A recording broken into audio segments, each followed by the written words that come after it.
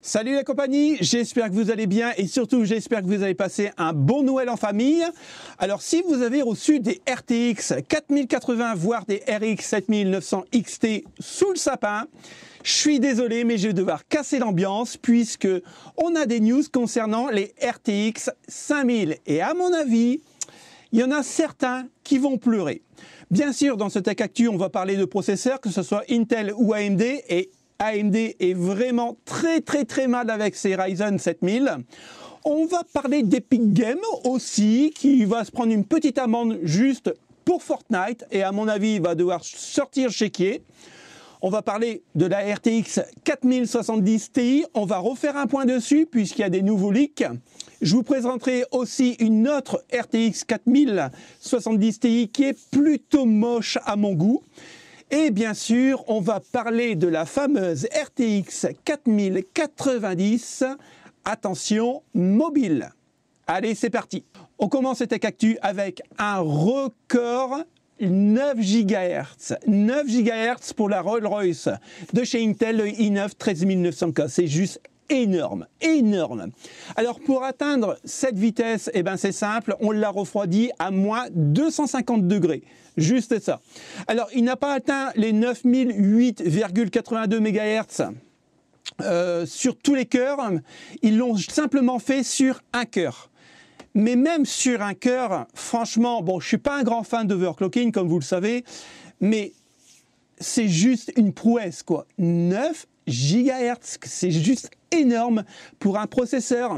Quand on revient encore une fois à 3-4 ans en arrière, on n'arrivait pas à atteindre justement cette prouesse. Aujourd'hui, on peut le faire. Bien sûr, hein, c'est vraiment des spécialistes et encore une fois sous azote. Mais on peut le faire. Donc, on verra avec les Ryzen, voir un peu ce que ça donne et les comparer.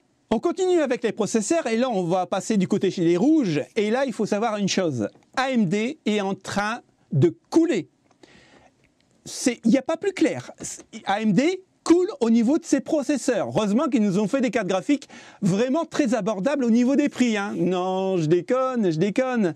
Ce qu'il faut vraiment retenir justement de ce petit leak, c'est qu'en fait AMD depuis la sortie des Ryzen 5, enfin des Ryzen 7000 en général, a beaucoup plus vendu de Ryzen 5600X, c'est-à-dire qu'il vend par jour 91 unités de Ryzen 5 5600X. Par contre, le Ryzen 5 7600X, eh ben lui, il se vend à 21,7 unités par jour. Ça veut dire qu'il se vend 4 fois moins que l'ancienne génération, ce qui est tout à fait logique. Quand vous prenez le Ryzen 7600X, qui est vraiment très bon, si on oublie son prix, franchement, il est vraiment bon. C'est le Dini-Ritchie du 5600X.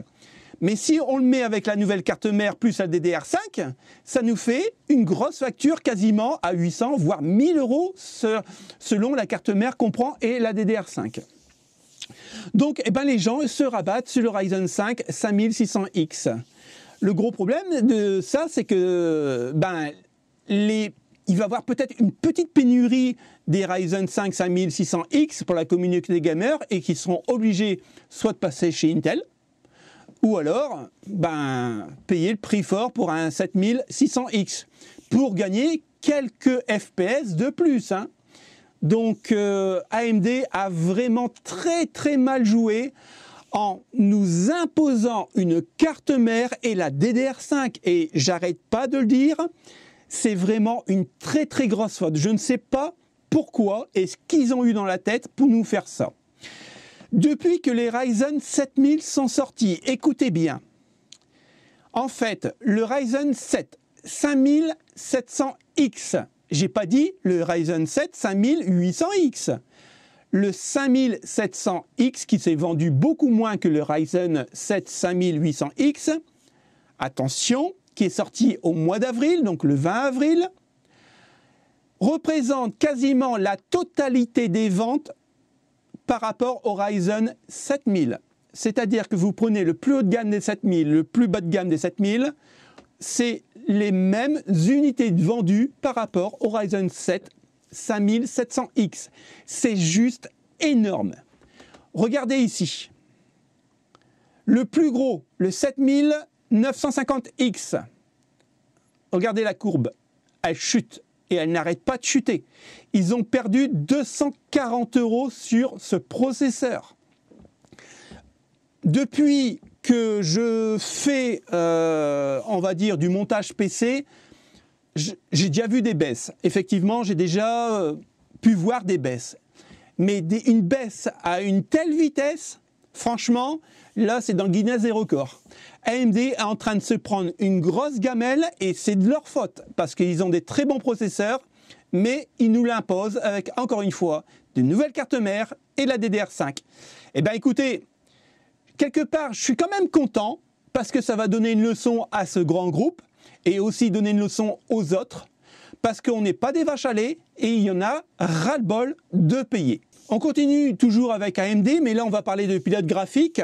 Donc l'Adrénaline Edition 2212.2. Alors ces pilotes graphiques vont servir à quoi? Donc ça sera exclusivement pour les 7900 XT, XTX. En fait ça va corriger les bugs, surtout au niveau du crash et bien sûr de la consommation excessive de ces cartes. Pour refaire un petit point là-dessus, la semaine dernière, je vous avais dit que je vais essayer une XT. Je l'ai essayé pendant 2h30 sur 2 jeux. Alors, on m'avait dit que ça avait craché quand même pas mal dans plusieurs tests. Moi, personnellement, pour avoir joué 2h30 avec, elle a craché qu'une fois sur Cyberpunk 2077. Mais voilà, sans plus. Après, pour vraiment être honnête avec vous, j'ai simplement joué. Je n'ai pas fait de test. Je n'ai pas mis un CPU-Z ou un MSI Afterburner. Voilà, je m'en foutais, je voulais pas faire de test dessus, malgré que j'aurais pu reprendre complètement le PC, et merci Florian de m'avoir donné l'occasion de le faire. Alors je ne l'ai pas fait tout simplement parce que cette carte graphique, pour moi, coûte trop cher, et pour 80% des gamers, ben, on n'aura pas les moyens de l'acheter. Donc pourquoi me casser la tête à faire des tests, juste pour vous dire que ouais, elle est bien, mais elle est trop chère.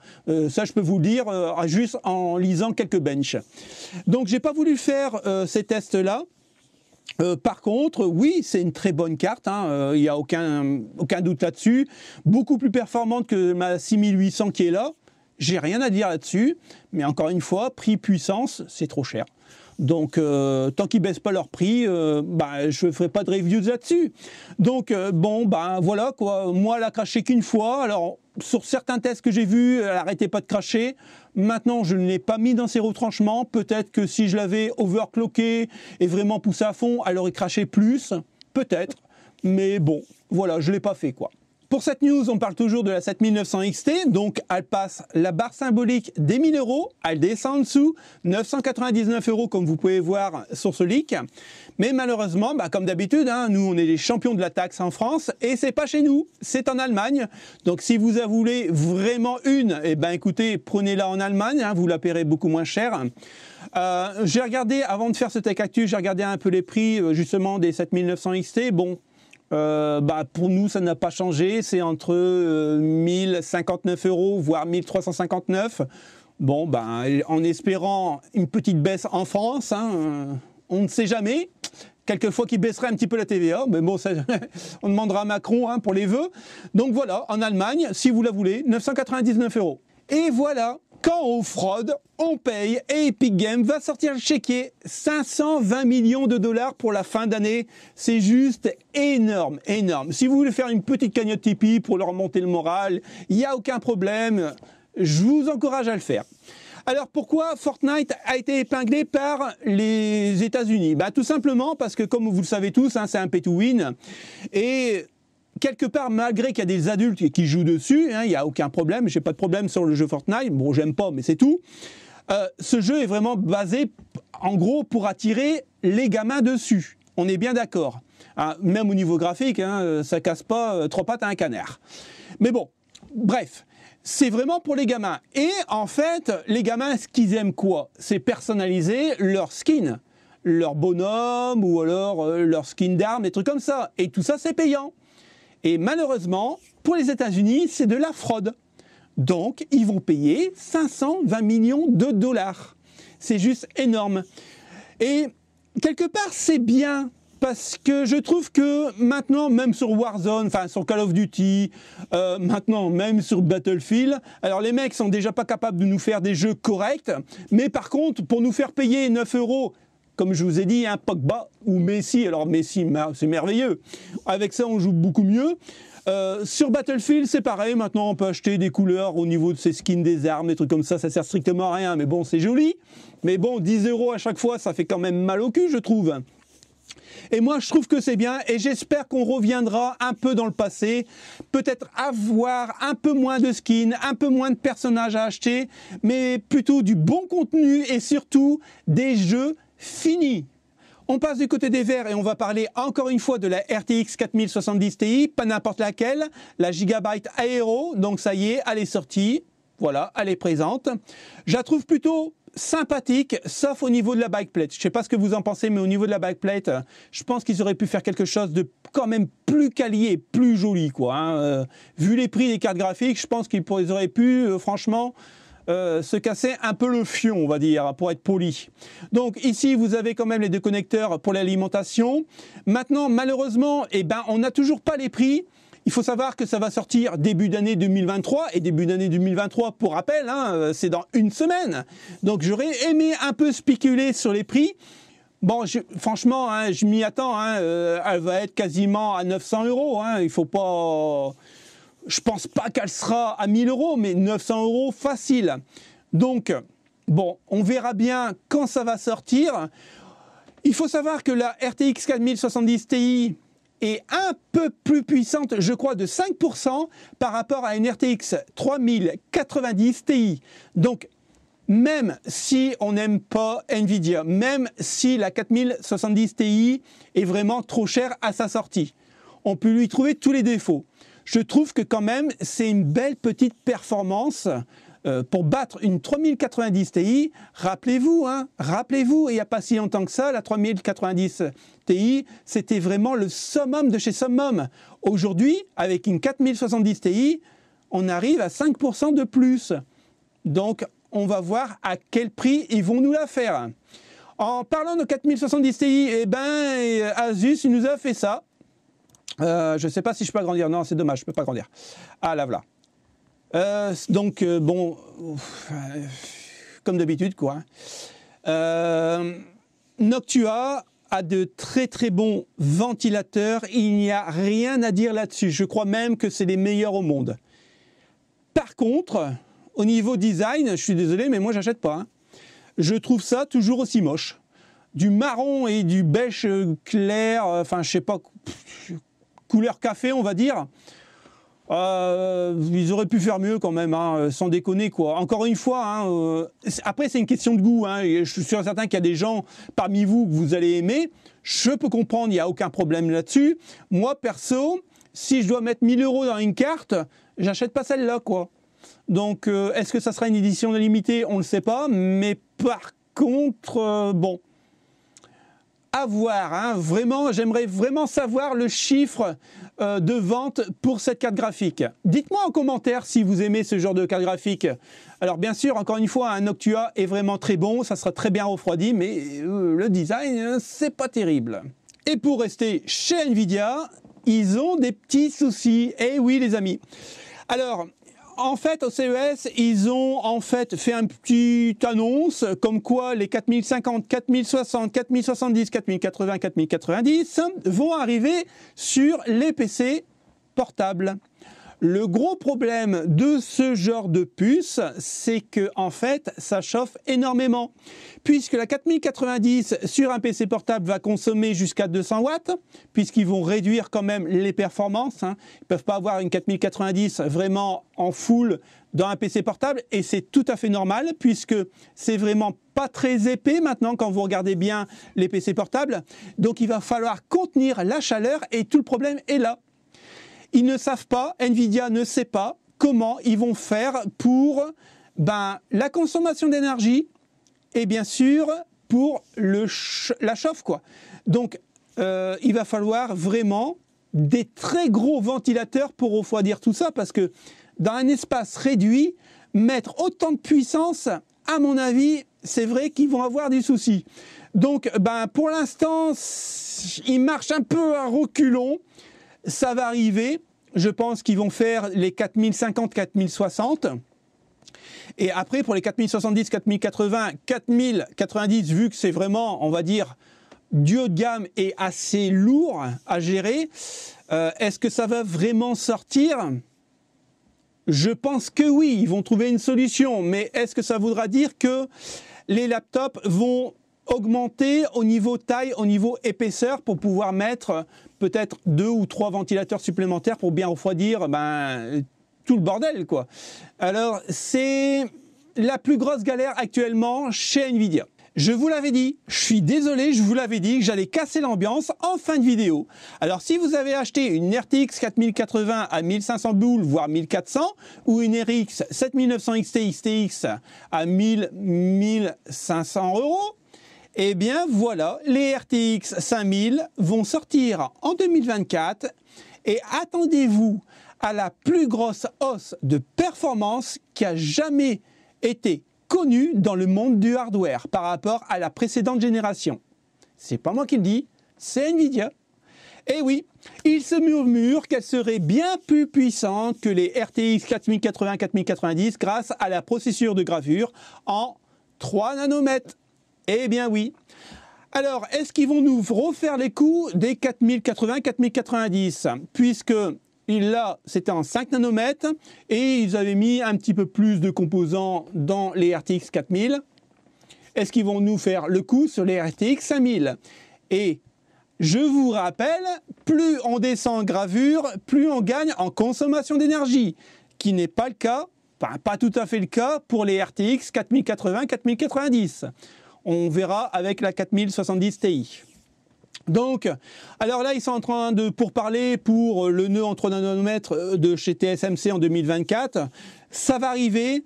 De toute façon, Nvidia, on le sait très bien, ne change jamais ses plans. Qu'il y a pénurie de composants ou pas, lui, il sort ses cartes graphiques. Même si on n'a pas en stock, il les sort, c'est prévu, c'est comme ça. Alors, qu'est-ce qui va changer vraiment par rapport au RTX 4000, voire RTX 3000 ? Eh bien, c'est simple, il change tout. C'est-à-dire que pour les RTX 3000 et RTX 4000, on avait une puce qui allait gérer plusieurs groupes, en fait, le ray tracing, l'upscale, et puis la RAM, et ainsi de suite, sur une bande passante. Mais il n'y avait qu'une puce. Tandis que sur les RTX 5000, là, ça change la donne complètement. Et à mon avis, ils ont raison, ça va donner énormément de puissance. Puisque là, on aura une puce pour le scaling, on aura une puce pour la VRAM, on aura une puce pour le ray tracing, et chaque puce sera indépendante d'un milieu bien distinct. Et on aura une très large bande par rapport au RTX 4000 pour pouvoir passer tous les messages très rapidement. Donc oui, on va gagner en puissance. Donc, il faut se rassurer. Alors, parce qu'il parle de Blackwell. Blackwell, c'est pour l'édition professionnelle. Bon, nous, on n'en a pas besoin. De toute façon, c'est bien trop costaud pour faire ce qu'on fait avec. Par contre, Ada Lovelace, pour le grand public, sera aussi de la partie. Donc, on aura aussi la nouvelle fabrication de chez Nvidia. Alors, encore une fois, je trouve que c'est vraiment très bien, cette nouvelle procédure. Maintenant, encore une fois, toujours le gros problème, le prix. Et oui, puisque là, les cartes seront vraiment très puissantes, je me demande ce que, puisque ça va être une nouvelle gravure, une nouvelle sorte de fabrication de cartes graphiques, est-ce que nous, consommateurs derrière, est-ce qu'on va vraiment payer tout le développement ? Moi, c'est ce qui me fait peur. Après, je me dis, est-ce qu'on a besoin autant de puissance graphique pour nos jeux actuels, en sachant que nos jeux ne sont pas finis? On ne peut pas dire qu'ils sont très très beaux, à part quelques-uns. En ce moment, je suis en train de faire Elden Ring. Il est magnifique, il n'y a aucun problème. Mais est-ce que j'ai besoin d'une RTX 5000 ou 4080 pour le faire tourner? Bah non, ma 6800 le fait très bien et ma Xbox le fait aussi bien, en 4K 120 fps. Alors, pourquoi autant de puissance? Moi, c'est vraiment la question que je me pose. Alors comme j'ai cassé l'ambiance, je voulais vous remonter un peu le moral avec une super news et je pense que même au niveau des prix, ça va vous faire passer la pilule. Et là, regardez bien, on a l'avatar de Toy Jensen, donc le PDG d'NVIDIA, qui vous chante une belle chanson de Noël. Donc on finit cette actu avec une très bonne nouvelle et puis on se retrouve très bientôt pour une petite vidéo. Passez un beau moment. Salut, à bientôt.